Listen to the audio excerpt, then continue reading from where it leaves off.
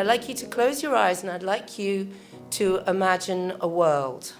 I'd like you to imagine a world where every single thing that we create, that we design, that we build, that we even manufacture, serves humanity and our planet. Every single thing that we create serves. Now it would be a very different world, right? It would be a fairer, healthier, more just and sustainable world, because it is possible, and there are organizations and there are social enterprises and there are businesses that put people and planet first, and they're successful and they make money. And we have to understand that's possible in order to imagine and create a better world.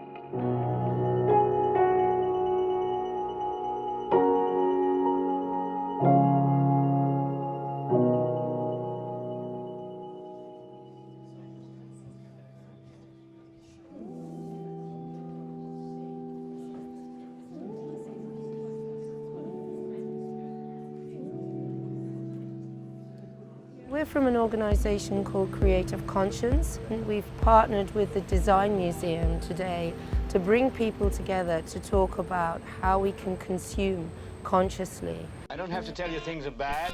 Everybody knows things are bad. We know the air is unfit to breathe and our food is unfit to eat. I don't want you to protest, I don't want you to riot, I wouldn't know what to tell you to write. All I know is that first, you've got to get mad. I want all of you to get up out of your chairs. I want you to get up right now, and go to the window, open it, and stick your head out and yell, I'm as mad as hell, and I'm not gonna take this anymore! Get up out of your chairs, open the window, stick your head out and yell, and say, I'm as mad as hell, and I'm not gonna take this anymore! We're all creative thinkers, and I believe that we can all change behaviours through using creative ideas. It's incredibly important that we focus on the positive. We can all be part of making the change that we need to, and today we're celebrating those projects and those concepts which will change the world. Transparent will make ethical fashion no longer a niche market for the younger consumers, and will help inspire a whole new generation of brands to be more sustainable within their practices. We want to leave people inspired. Quite often people feel disillusioned and disengaged, so it's really important that we focus on solutions to change things for the better. My project is a sustainable fashion app called Care Label, and it's essentially an app to increase transparency and conversation between consumers and brands. So the idea is that a consumer would be able to go into a store, scan an item, and it would give the whole ethical background or ethical brand nutrition. My project is called POC, and it's basically food packaging material made out of seagrass, as washed up seagrass waste. And I basically found this material on the shores of the Mediterranean.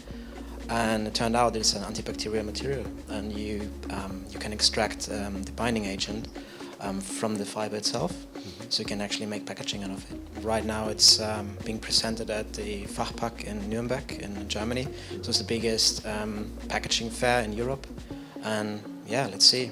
Let's go from there then. So today, in addition to the Creative Conscience winners, we've got some speakers who I think really sort of show that it is possible to actually do this stuff and to make a difference and to make a living at the same time. You know, it doesn't have to be one or the other. Some of you might have followed us already on social media, but essentially we're developing up one of the world's first returnable food packaging systems. It's enabling consumers to buy their food and drink and return it when it's convenient to return to a network of drop points. As creators, we're always looking for new solutions. We're not necessarily always looking at the sort of, your London or your New York, but we should always be actively looking at how are other people doing things. When we looked at enterprise models in developing world, so think about your chaiwalas. And roadside tea vendors have been serving chai in glass cups, and it has actually a really interesting history if you look back. But the point is that it's distributed in a reusable container. Someone goes and collects it, brings it back, washes it, and it's redistributed. What we decided to do was to focus on some of the big brands who are also saying, hey, we need this solution. So for everyone in the room who's interested, this is a design brief. This is real. I think everyone has the power to change the way you consume, and I also think everyone has the power to think creatively. It's true, we are all consumers and we do have the power to choose what we buy and what we consume in that sense, but we also have the power to create, and that's something I think that I'd like to see coming out a lot more, is people thinking not only about the choices of the things that they buy and consume, but what can they give back, and that's where I think the real power is. So Ruby Moon is a company that I formed. It's a fashion company primarily. We sell clothing, but it's much more than that because it has both a social and an environmental impact. With that, I guess I wanted to form a company that was the world's first affordable and ethical swimwear brand. And what we do at Ruby Moon is to consider just more than the style of a garment. We consider the fabric, the sourcing, the sewing, the transport, and finally, what is the long-term and short-term impact of the garments that we make. The advice that I'd give anyone who wants to create positive change is to really think about the products and services that they choose to buy on a daily basis, how we can prolong the environmental impact of any goods or products is actually to prolong their use, and that makes the biggest environmental impact on the planet right now, is prolonging the use of any goods that you might buy. And we make all our collection from a high-tech fabric, as mentioned, which is much stronger than normal nylon lycra and is certified with twice as much resistance to exposure to chlorine, sunlight and seawater with a high UV protection. We use regenerated fishing nets, ghost fishing nets that are drifting out in the ocean to make our nylon lycra, and therefore we have a 43% less carbon emissions during the production of our clothing. As mentioned earlier, we also have a social impact. Our social impact is that we make loans to women entrepreneurs in 13 developing countries. Now, Ruby Moon donates all of its profits, 100% of our profit goes to Lend With Care. It's a London-based charity and they work with microfinance projects around the world. We all have some capacity to make a difference. It's in our will, and if we have the will to do it, I think we can make that difference. I think it's important to recognize that change, positive change, comes at many scales. It's about the small actions that lead to the big actions as well, and it's not always about creating sort of big game-changing initiatives and creating something from scratch, but actually making small changes along the way within existing systems. Why it's important? This is it. This is the, the lives that we have. This is the planet that we have, and there's nothing more important than that. So I'm going to start with a question. Why buy when you can borrow? It's a really simple question. So yeah, what is Library of Things? Well, it's really as simple as the name suggests.